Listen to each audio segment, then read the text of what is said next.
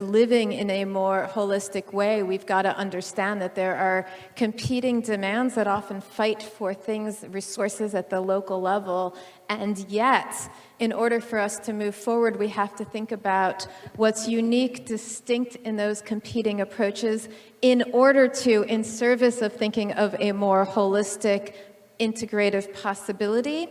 And the language of paradox, the reason we use that is because we note, as we've seen in organizations, that those kinds of tensions never go away. It's about constantly living in and navigating them. So if you're an entrepreneur seeking to make a difference on climate change or seeking to make a difference on waste, in order to be able to do that, you're also noting that you have to be able to pay your bills. So how do you live in that? How do you change the question to ask, how can we pay our bills through the possibility of reducing waste, rather than thinking about these as opposing, but really thinking about the integrative demands between them. So in part, the invitation for us, in thinking about this space, is to continue to look out toward the question of how do we remove the 51 plus billion tons of greenhouse gas that we put out into the world by noticing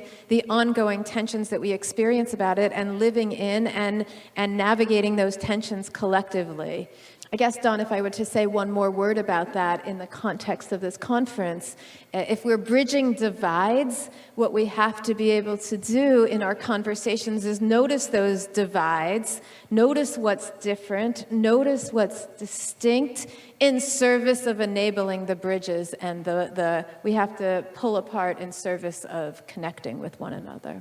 You bumped into my next question, which is perfect. I wanted to talk about your book a bit. I guess somewhere along the way, either or became a dominant cognitive paradigm. So using what you know and what you teach, is it possible to bridge the many divides that exist in the world, such as race, gender, culture, politics, and climate? How do we learn to speak to individuals and communities from different backgrounds and build those bridges that we need to build?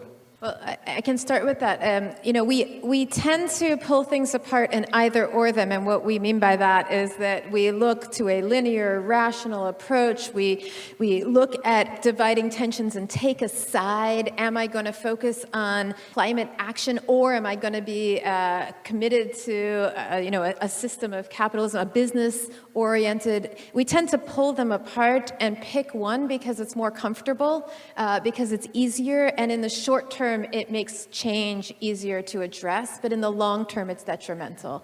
But the reason that we do that is because just as human beings, it's more comfortable. There's a lot of anxiety that we feel in the uncertainty of trying to put things together. So the invitation is to see the possibility in the holistic, integrative approach over the long term, and have the courage to stand into the uncertainty, to live in the, as we would say, find comfort in that discomfort, to own that discomfort of the long-term possibility, to have patience.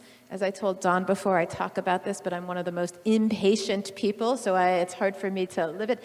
But there's courage, there's need to be uncomfortable, and to have patience for the long term. Well, I'll just say that when it comes to climate, it doesn't feel like we have time to be patient, and yet, if we're going to get to a better solution, we need to be having the patience to have the conversation with people who really are sitting with very different perspectives.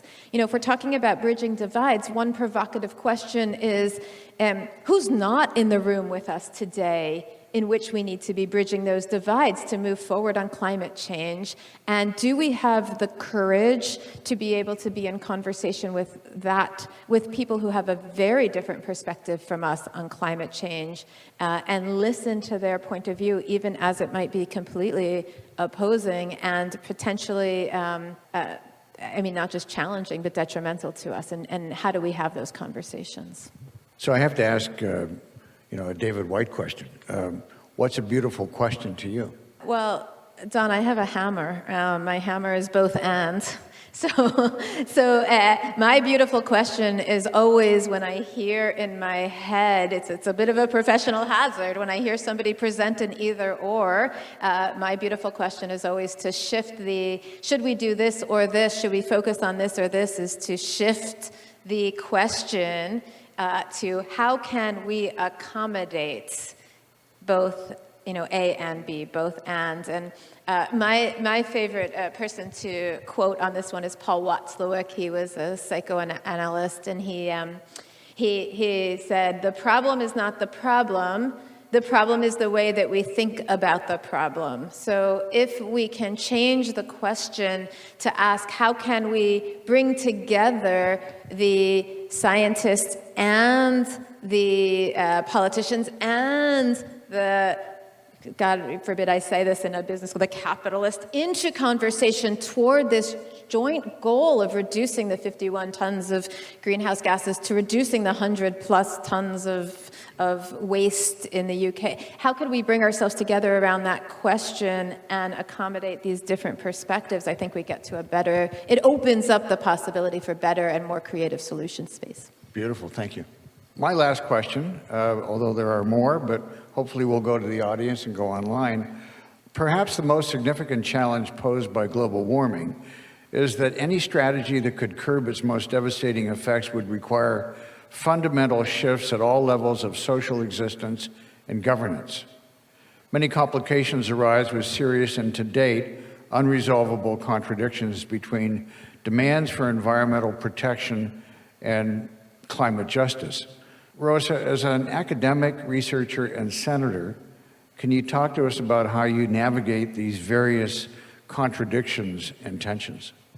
Yes, I very much agree with what has been said about bringing people together and don't fall into this or the other. So the big question is, who's going to pay to save humanity? Okay, that's the big question. And actually, there is a very logical answer, which is everybody. We should do our own effort, but with respect to or following a fair share contribution.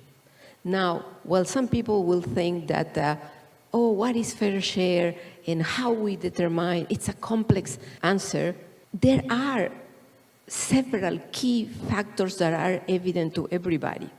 So first is the historical emissions. So we, as developed country, we have put in the atmosphere many more tons of CO2 because we have been developed for many more years compared with the developing country. So that's one.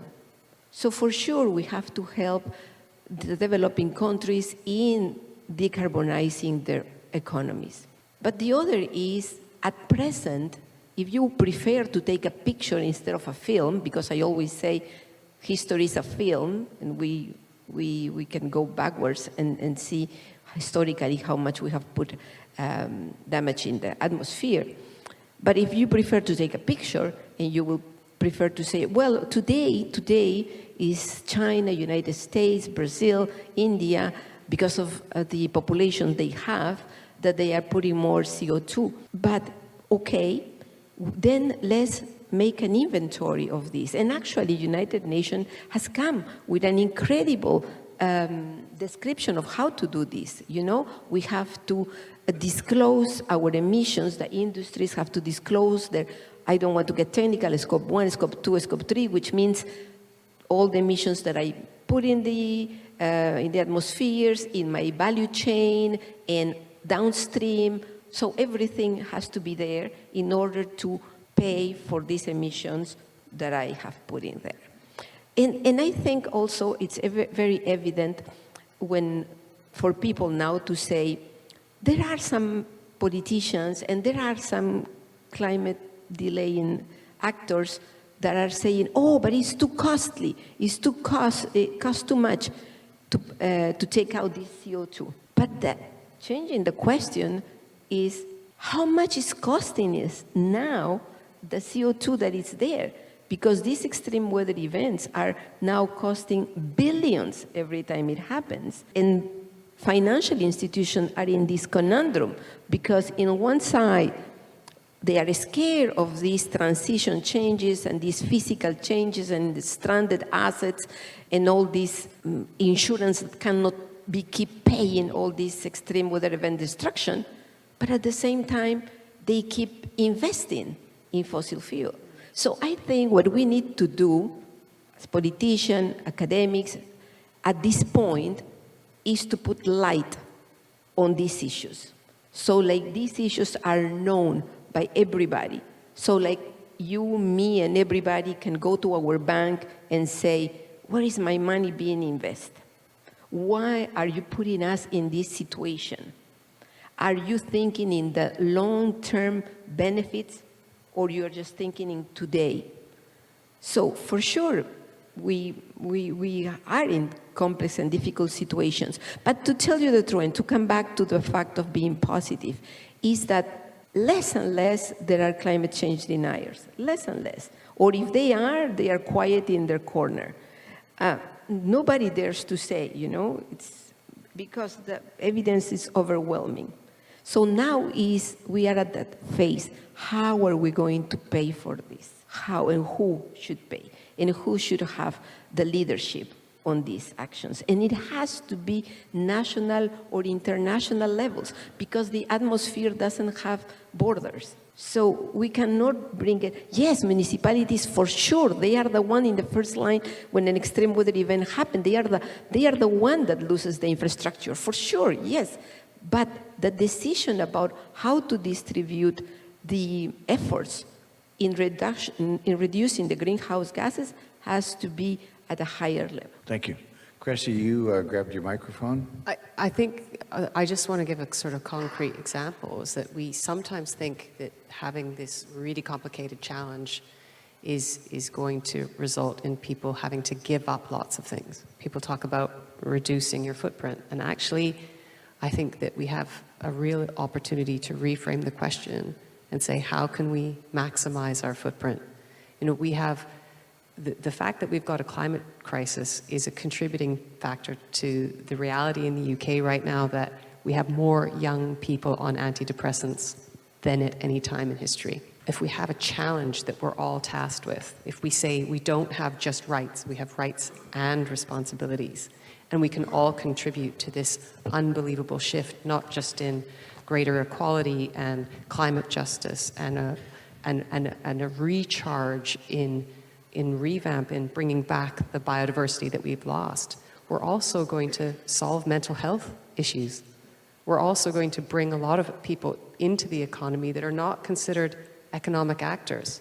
It's going to be more pleasant. It's going to be more fun. We have to stop thinking of some of these things like a pie and there's only so many pieces. It's not a pie. We can have all the pies we want. We just have to be creative in what kind of pie it is. And maybe the pie where everybody drives an SUV and takes Prozac is not a great pie. Balgis? I'm glad that we move now more towards the solution space. Because before, when we speak about climate change, we mainly argument around the problem. But now, you can see even globally, there is more debate on the solutions and what's working, what's not working, and how to accelerate this, the deployment of these solutions. And in this process, I think it's important to think about winners, that everyone should be part of the winners. We don't want to see losers, because some of these solutions may also have a negative impact on the other groups. If we speak about afforestation efforts or reforestation, and the fact that there are communities who are 100% dependent on forests, so on biodiversity. So like monocropping could be a problem for them. Protecting the forest for the whole purpose of carbon sequestration could also deprive them from their livelihoods. Bioenergy could also threaten the food security of certain groups. So we need also to take on board those people. We need to be very inclusive in this solution space, not to leave anyone behind, because issues of equity are now coming, more and more in relation to all the solutions related to mitigation as well as on adaptation.